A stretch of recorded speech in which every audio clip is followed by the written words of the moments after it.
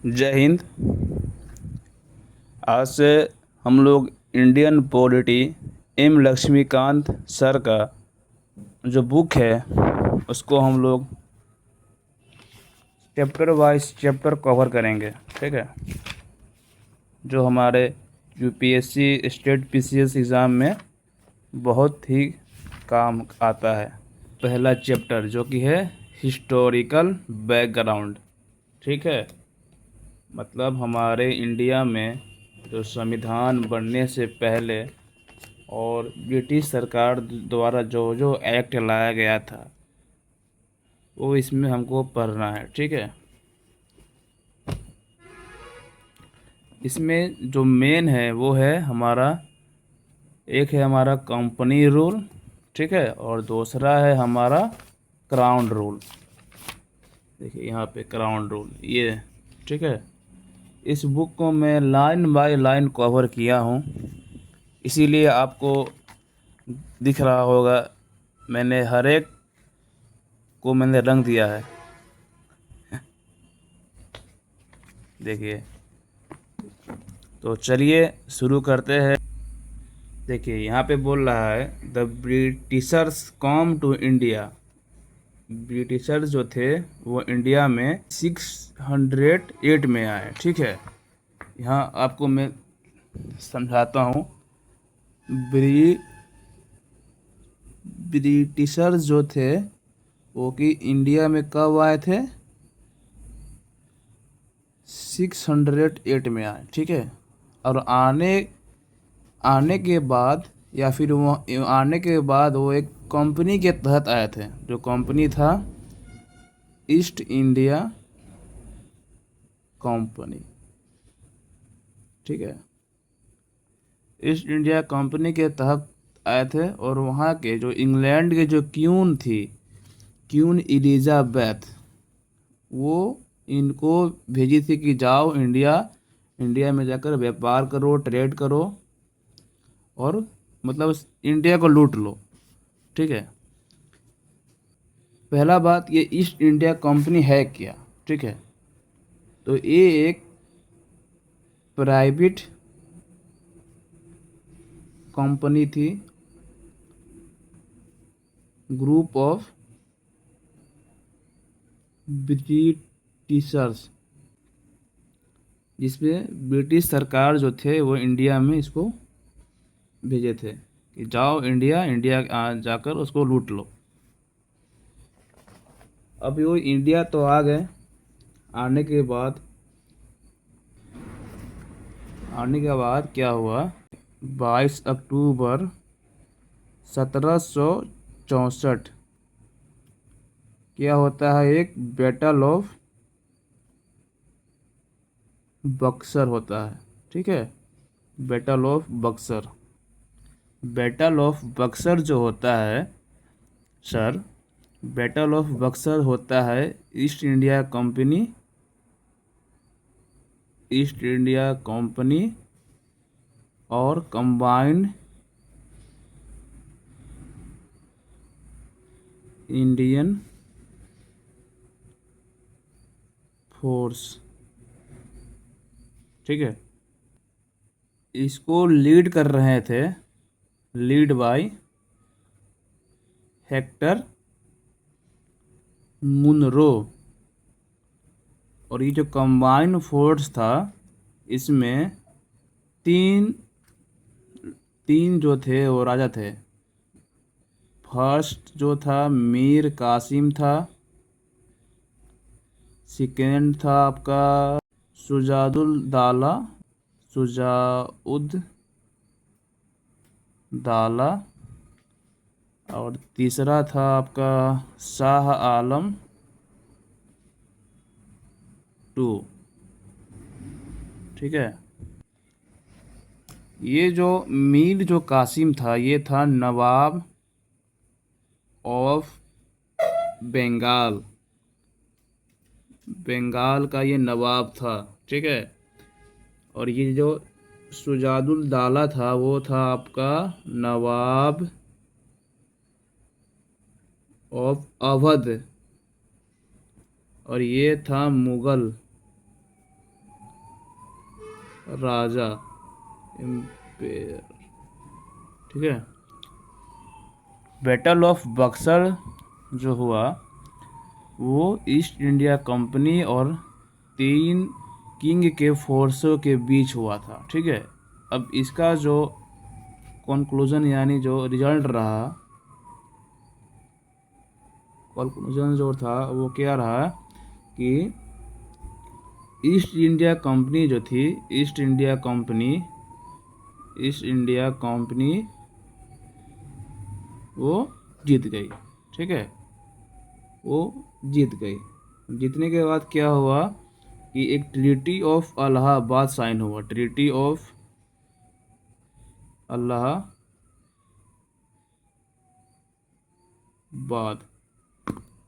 मैं पहले से यहाँ पे कुछ नोट्स बना कर रखा हुआ था, इससे आपको थोड़ा अच्छा समझ में आएगा, ठीक है। बैटल ऑफ बक्सर देखिए, बैटल ऑफ बक्सर जो हुआ था वो ईस्ट इंडिया कंपनी हुआ और कंबाइंड फोर्स के बीच हुआ था, ठीक है। कंबाइंड फोर्स यहाँ है जो जिसमें मीर कासिम थे नवाब ऑफ बंगाल और सुजादुल दाला नवाब ऑफ अहद, ठीक है, और शाह आलम थे, ठीक है। ये 3 थे और ये 3 का जो रिजल्ट आया तो इसमें जो हुआ क्या सर, इसमें जो हुआ कि ईस्ट इंडिया जो कंपनी है वो जीत गई इस वार में। बैटल ऑफ बक्सर में ईस्ट इंडिया कंपनी जीत गई और जीतने के बाद आफ्टर द वार एक ट्रीटी ऑफ इलाहाबाद जो कि 1765 में 12 अगस्त को साइन किया गया, ठीक है। ट्रीटी ऑफ इलाहाबाद 1765 में 12 अगस्त को साइन किया गया और इस ट्रीटी में क्या था कि दीवानी मिल गई ईस्ट इंडिया कंपनी को, दीवानी। अब ये दीवानी क्या होता है, तो दीवानी जो होता है सर, जो दीवानी जो मिला ईस्ट इंडिया कंपनी को, दीवानी का माने होता है कलेक्शन ऑफ टैक्स, ठीक है। दीवानी का माने कलेक्शन ऑफ टैक्स हुआ। बैटल ऑफ बक्सर में कौन जीता, ईस्ट इंडिया कंपनी जीत गया। जीतने के बाद क्या हुआ कि एक ट्रीटी जो साइन हुआ और ये ट्रीटी साइन हुआ रोबोट क्लाइव जो कि ईस्ट इंडिया कंपनी को लीड कर रहे थे उस वक्त, और शाह आलम और सुजादुल दाला, ठीक है।